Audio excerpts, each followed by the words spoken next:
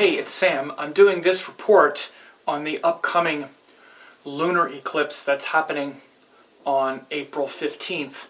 And I mainly wanted to talk about the relationship between Libra, Aries, and generally romantic relationships or the adult interaction that is related to the sign of Libra, because we do have the moon being eclipsed in Libra, and there's a lot of confusion about relationships just in general, not just romantic relationships, but relationships with adults and others, other equals, other grown-ups, which is what the Libra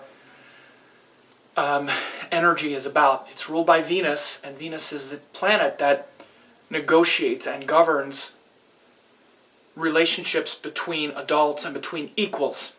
Now, that's not a parent and a child, that's not a teacher and a student, that's not two siblings.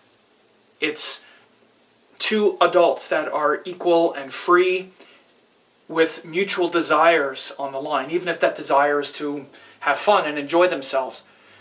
Venus is the planet that rules that interaction. It's what's called the Karaka. The Karaka, or the indicator, is the planet active when that situation is happening. For instance, Jupiter is the Karaka of children, which means when we're around children, we naturally become more Jupiterian. We become like a guide, we become like a teacher. You know, the child grows and gets bigger, we become more gracious and expansive and all that stuff, because the appearance of a child activates Jupiter energy. The appearance of two adults interacting with mutual desires on the line awakens Venus energy. And the real sort of currency of Venus is mutual respect, which brings about the capacity and the desire to compromise, to please the other person, and have our needs and desires be met as well as their needs and desires being met. So it's this mutual desire that keeps all relationships between equals moving forward. And, you know, there's a lot of confusion around this. And again, it's ruled by Venus, which is the planet of desire. And desire means the desire to enjoy life, the desire to be happy. It's very simple, but very powerful once you start looking at this seed principle. We all want to enjoy life and be happy, and we have things that we share, common things that we share, that all people share, that make us happy. You know, love, beauty, nature, pleasant surroundings. These are common to everyone. And the Karaka itself, which is Venus, rules the shared karma that everyone has. For instance, two people that come together, their shared karma is the Venus stuff. They both want, let's say if we're talking about a romantic relationship, they both want sex, which is to fulfill our desires with the other person. They want to please the other person. They want the other person to like them, to be attracted to them. They want to be attracted to the person. They want to be appreciated for what they give, and they want to be able to appreciate the other person for what they give. They want it to be fair and even. And this is a shared goal. And again, this is what the Karaka is. It shows the shared karma that people have in any situation. So again, in a romantic relationship or in any relationship with two adults that have mutual desires, Venus is the Karaka. Again, it's not a parent and a child, it's not a boss and an employee, it's not two siblings, which is different. Once the siblings grow up, then Venus rules it, but when the siblings are engaged as siblings, it's more Mars. So we're having an eclipse now in Libra, and the North Node is there, the Moon is going to be there, and Saturn is also there, exalted. So this is a really powerful eclipse, because both ends of the node are, have an exalted planet there. So while the Moon is getting eclipsed in Libra, it's not only with Rahu, the North Node, but it's with an exalted Saturn. Now Saturn is retrograde, but it's still exalted, which means Saturn energy is what elevates the Libra principle. So that principle of mutual respect, of equality, of fairness, of feeling that one isn't getting the better of the bargain, is really enhanced by Saturn energy, because Saturn is actually slow and careful, humble, measured, practical, and calculating and aware of consequences, not wanting to do something that destroys stability. These are all things that really benefit the Libra principle. One of the most confusing parts of Libra, and especially as it relates to romantic love, is the whole notion that romantic love is also selfless love. And again, we need to be clear about this, and it's very important, especially with the moon in Libra, the moon eclipsed in Libra. If people have the moon in Libra in their natal chart, they can also feel this, because the moon is actually the part of us that is about selfless love, the mother's love for a child. And the mother's love for a child is not conditional. And Venus energy, Libra energy, is conditional. It doesn't mean that you can't selflessly love your partner as a person. Like, we can selflessly love everyone, because we are love to our very core. And anytime we spend anyone that we spend a lot of time around, we're going to love them, because everyone is lovable and our heart is going to want to love them. But what makes the relationship work, like a romantic relationship or business relationship or whatever, is not the selfless love part. It's the mutual respect part. We can selflessly love someone, but we're not going to be able to have a relationship with them if the exchange of respect is not honoring to the other person. If the way the two people communicate their needs isn't harmonious. It really is different than selfless love, like the love of a mother or father for a child. And I'll say this especially for women who have this need, and I would also say this illusion, that they can selflessly love everyone, especially in their partnerships. There's a lot of illusion around, oh, I would have done anything and I would do anything for them. And actually it's not true. They have this emotion and this feeling, but for women and men too, as soon as it's disrespectful this much, we're aware of it in a romantic relationship. And that's not at all the case with a parent and a child, or even the way we are with our pets, for instance, or things that we take care of and love selflessly. The dog can crap on the floor and we'll clean up the dog poop. We don't, hold it against the dog. We're just, oh, that dog.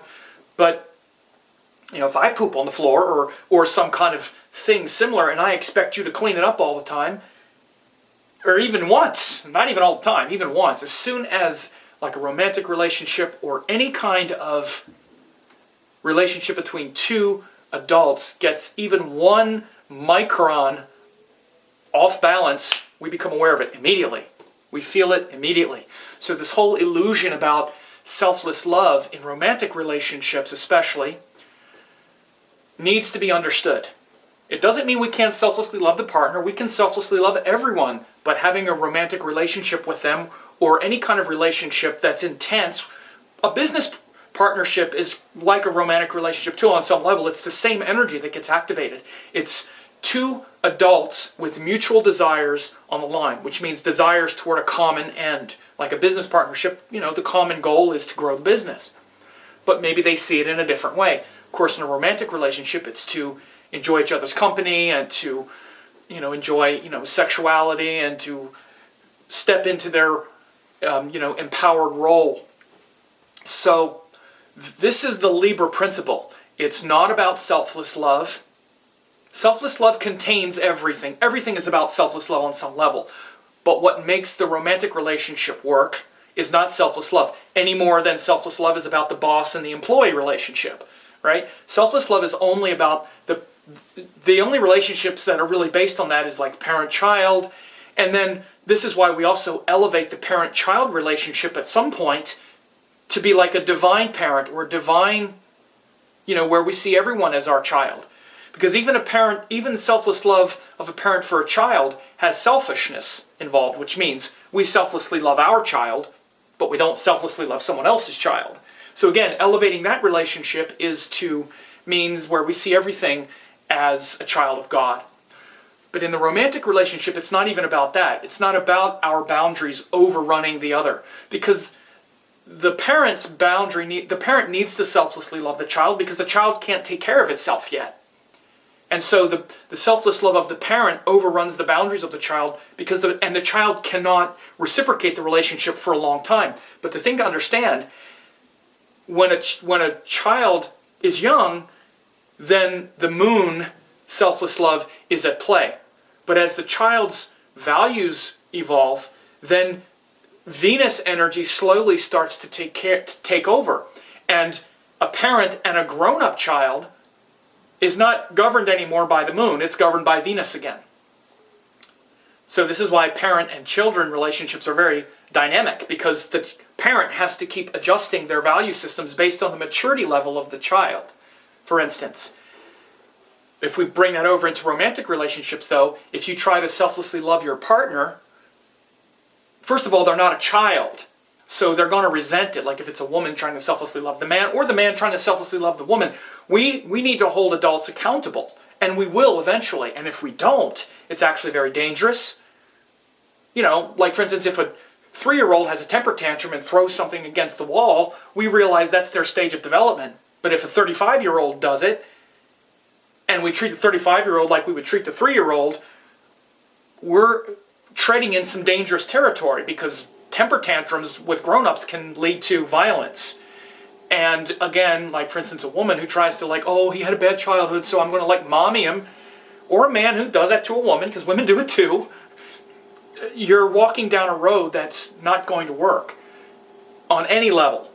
So Libra is about the give and take of adult relationships. It's ruled by Venus, and the currency, the value of that exchange is that of mutual respect, not about compromising way too much and then giving up all this identity and then trying to fight to reclaim our dignity after we've given it away. And again, it's opposite Aries. We cannot compromise unless we have a healthy sense of self, which is Aries. So every sign has its opposite folded in. The first part of a healthy compromise in a romantic relationship or in a business partnership is a strong sense of identity and a strong sense of self and a strong sense of where the no compromise zone, where the line is drawn, which is Aries. The Aries line is opposite the Libra line. And so this moon eclipsed in Libra blurs this distinction between selfless love and conditional relationship. Love is always selfless, but relationship, we learn something different. It's not less evolved. In fact, it's in many ways more evolved because, well, it's not more evolved, but everything has its own evolution, but it's a more subtle dance. It's very hard to selflessly love as well, but a lot of our selfless love is hardwired, frankly. Like, for instance, the love of a parent for a child. It's really hardwired into the organism. Even our love for pets and things like that. You have an animal around you, you just naturally want to take care of it. It's very hardwired, it's very instinctive. And that's what the moon is. It's a very instinctive kind of animal love. By the way, this has to do with the planetary order as well. The sun is the supreme self. The moon is the second planet in the planetary order, which is a very primal kind of love, and connection. And then we go through Mars, which is protection, Mercury, which is intelligence, Jupiter, which is hope and purpose, and then Venus becomes very sophisticated level of discrimination and discernment between respecting ourselves, respecting others, navigating our desires, because the hook is the sex and the promise of pleasure. That's the hook that keeps us going back, because it's a difficult thing to compromise. We all want what we want. But that sex and that bond, or that sexuality, is the hook that keeps us going back again and again. And if it's not sexuality, even if it's any kind of relationship where we want to enjoy life and experience pleasure or beauty with others, Venus is that hook that keeps us going back because we want to experience that beauty. We want to feel that joy of life. So with this eclipse, it happens with the moon joined Rahu, and Saturn is also there. And right now we're feeling a lot of the effects of our, the consequences of our relationships, especially since around the end of 2011, because that's when Saturn went into Libra. So your relationship cycle right now is really that window from the end of 2011, when Saturn first went into Libra, and up until now, there's been a lot of focus on the relationships because that's where Saturn has been. And so this exalted Saturn has really showed us, especially after almost 2.5 years being in that sign, it's really, being in the sign of Libra, where it's exalted, it shows us the truth of how much we're able to compromise, how much we are able to act with compassion and humility when dealing with others in this way. So this is a very subtle quality, nuanced quality of this eclipse that I wanted to illuminate the difference between selfless love and conditional love, and how Venus is the karaka, the indicator that hooks us and gets us involved in this exchange. And it's because of those desires and that desire to experience beauty and pleasure, first for ourselves, then to share it with others, and then to find it in all of existence itself. That's the evolutionary promise of Venus, and also the sign of Libra, where eventually we want to have this loving relationship with all of existence. For instance, my guru Amma has her ascendant is Libra. So she's a Libra person with exalted Saturn in the first. So it's kind of like the culmination of the she's like the queen of hugs, the queen of affection, the queen of giving selfless love.